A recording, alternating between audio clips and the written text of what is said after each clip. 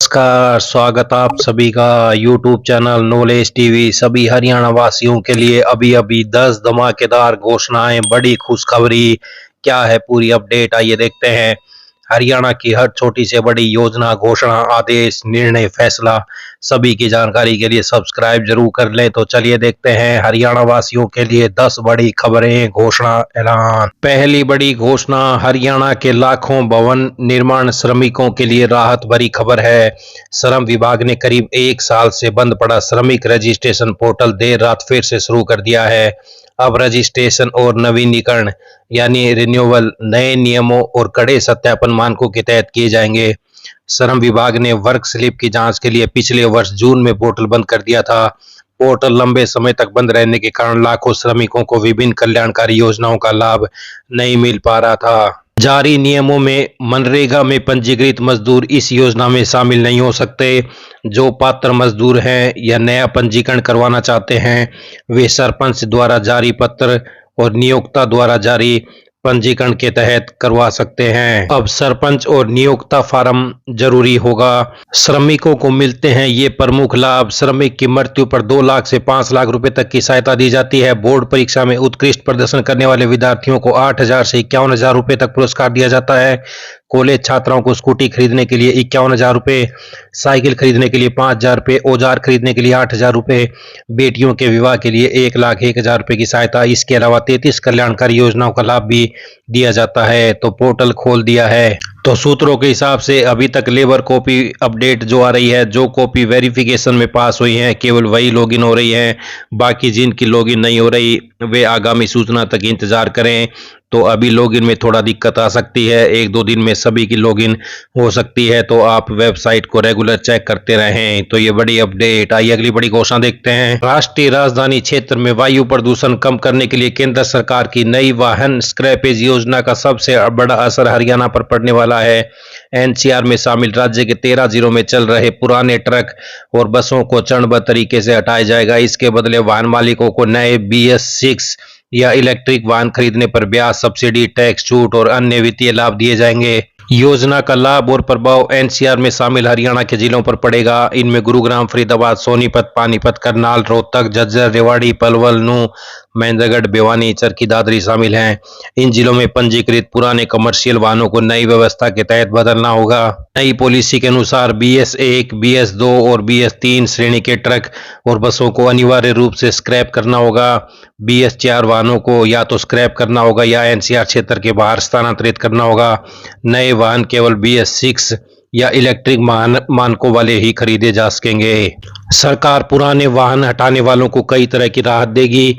नए वाहन के ऋण पर 5 साल तक 5% ब्याज सब्सिडी, हर महीने 4800 रुपये तक ईंधन वाउचर, पंजीकरण शुल्क में छूट, 10 साल तक मोटर वाहन कर में 100% तक राहत, पुराने वाहन का बकाया टैक्स माफ, वाहन निर्माता कंपनियों की ओर से एक्स शोरूम कीमत पर 8% तक छूट शामिल हैं। तो एनसीआर के 13 जिलों में हटेंगे पुराने ट्रक बस। हरियाणा पर असर, प्रदूषण रोकने के लिए केंद्र ने उठाया कदम। BS6 EV इलेक्ट्रॉनिक व्हीकल खरीदने पर मिलेगी सब्सिडी। आइए अगली बड़ी घोषणा देखते हैं। हरियाणा राज्य में मौसम आमतौर पर 23 जून तक परिवर्तनशील रहने व बीच बीच में आंशिक बादलवाई तथा हवाओं की दिशा में बदलाव की संभावना है। तो आप देख सकते हैं 18 जून रात्रि से 20 जून के दौरान हरियाणा राज्य में ज्यादातर क्षेत्रों में बीच बीच में तेज हवाएं चलने व कहीं कहीं गरज चमक के साथ हल्की बारिश की संभावना है। इसके बाद एक और पश्चिमी विक्षोभ के आंशिक प्रभाव से 22 और 23 जून को राज्य में कहीं कहीं हवाओं गरज चमक के साथ हल्की से मध्यम बारिश की संभावना है। तो हरियाणा में 23 तारीख तक मौसम परिवर्तनशील बना रहेगा, लू की संभावना कम है। आइए अगली बड़ी घोषणा देखते हैं। सरकार की ओर से 1 एकड़ जमीन में फलदार बाग लगाने पर 42,000 रुपए की सब्सिडी दी जा रही है। इसमें अमरूद, नींबू, किन्नू, संतरा, मौसमी और अनार जैसे फलदार पौधों के बाग शामिल हैं। धीरे धीरे किसानों में इस योजना के प्रति रुझान बढ़ रहा है। हरियाणा सरकार की ओर से अलग अलग फसलों, सब्जियों और अन्य प्रकार की खेती पर भी अनुदान दिया जा रहा है। फलदार बाग लगाने के लिए किसान के पास कम से कम आधा एकड़ और अधिकतम 5 एकड़ जमीन होनी चाहिए। 1 एकड़ में कम से कम 110 पौधे लगाने जरूरी है। इसके लिए 3 बाय 3 फीट के गड्ढे खोदकर पौधारोपण किया जाता है और टपका सिंचाई प्रणाली अनिवार्य है। इसके अलावा मशीनरी पर भी 40 से 50% तक सब्सिडी मिल रही है, जिसमें 20 HP ट्रैक्टर और स्प्रे पंप शामिल है। किसानों की आय बढ़ने में मदद मिल रही है। तो बाग लगाने पर मिलेगी 42,000 रुपए की सब्सिडी।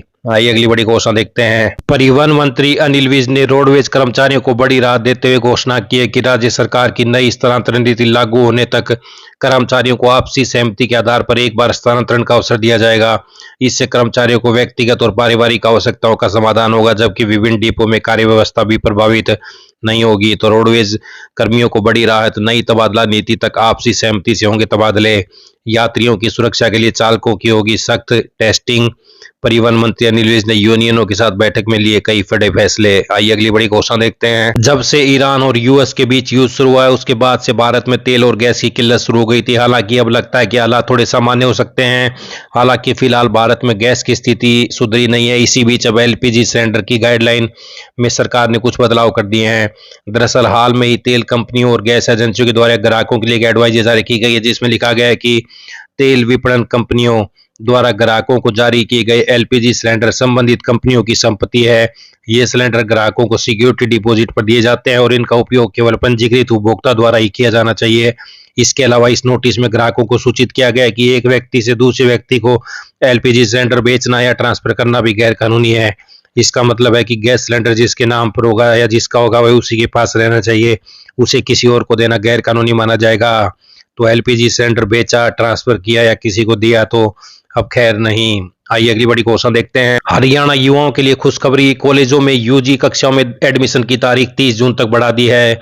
तो ये बड़ी खुशखबरी 15 जून तय की गई थी। अब कॉलेजों में एडमिशन को लेकर अब तक करीब 1,16,000 युवाओं ने पंजीकरण कराया है। तो ये बड़ी अपडेट। तो वहीं आईटीआई के लिए भी आवेदन की अंतिम तिथि 30 जून तक बढ़ गई है। छात्राओं को फीस छूट समेत प्रोत्साहन राशि का लाभ भी मिलेगा। आईटीआई में 8वीं, 10वीं और 12वीं उत्तीर्ण विद्यार्थियों के लिए विभिन्न रोजगार परक और तकनीकी ट्रेडों में प्रवेश की सुविधा उपलब्ध है। तो ये बड़ी अपडेट। प्रवेश लेने वाली छात्राओं को ट्यूशन फीस में छूट के अलावा 1,000 रुपए की टूल किट सहायता और 2,500 रुपए की प्रोत्साहन राशि भी प्रदान की जाएगी। तो ये बड़ी घोषणा आईटीआई आई। अगली बड़ी घोषणा देखते हैं। केएमपी के दोनों ओर बसेंगे 5 नए शहर। तो ये बड़ी अपडेट। औद्योगिक विकास और निवेश को बढ़ावा देने के लिए औद्योगिक नीति में बदलाव। हरियाणा के उद्योग एवं वाणिज्य मंत्री राव नरबीर सिंह ने कहा कि लगभग 135 किलोमीटर केएमपी एक्सप्रेसवे प्रधानमंत्री नरेंद्र मोदी के विकसित भारत 2047 के विजन को साकार करने में महत्वपूर्ण भूमिका निभाएगा। हरियाणा सरकार केएमवी एक्सप्रेसवे के दोनों ओर 5 नए शहर विकसित करने के लिए पंचग्राम विकास प्राधिकरण का गठन कर रही है। वर्ष 2030 तक 10 नई औद्योगिक मॉडल टाउनशिप स्थापित करने का लक्ष्य है, जिनमें से 5 को मंजूरी मिल चुकी है। इनमें से 3 आईएमटी केएमपी के आसपास विकसित की जाएंगी। आइए अगली बड़ी घोषणा देखते हैं। शिक्षा बोर्ड की ओर से सितंबर अक्टूबर में होने वाली हरियाणा मुक्त विद्यालय परीक्षा के लिए 23 जून तक आवेदन होंगे। तो 23 तारीख से हरियाणा मुक्त विद्यालय 10वीं 12वीं के लिए आवेदन मांगे। तो वहीं 9वीं 11वीं में दाखिले के लिए 31 जुलाई तक अंतिम मौका है।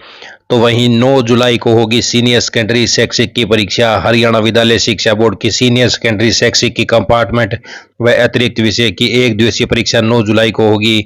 सेकेंडरी शैक्षिक की कंपार्टमेंट और अतिरिक्त विषय की परीक्षाएं 10 से 18 जुलाई तक होंगी। तो आधिकारिक वेबसाइट पर ज्यादा जानकारी देख सकते हैं। परीक्षाओं की तिथि उपलब्ध है। तो ये बड़ी अपडेट। ये सभी हरियाणा वासियों के लिए आज बड़ी खबरें, घोषणा, आदेश, ऐलान, पल पल की अपडेट सबसे पहले मिलती रहती है। सब्सक्राइब जरूर कर लें। बहुत बहुत धन्यवाद।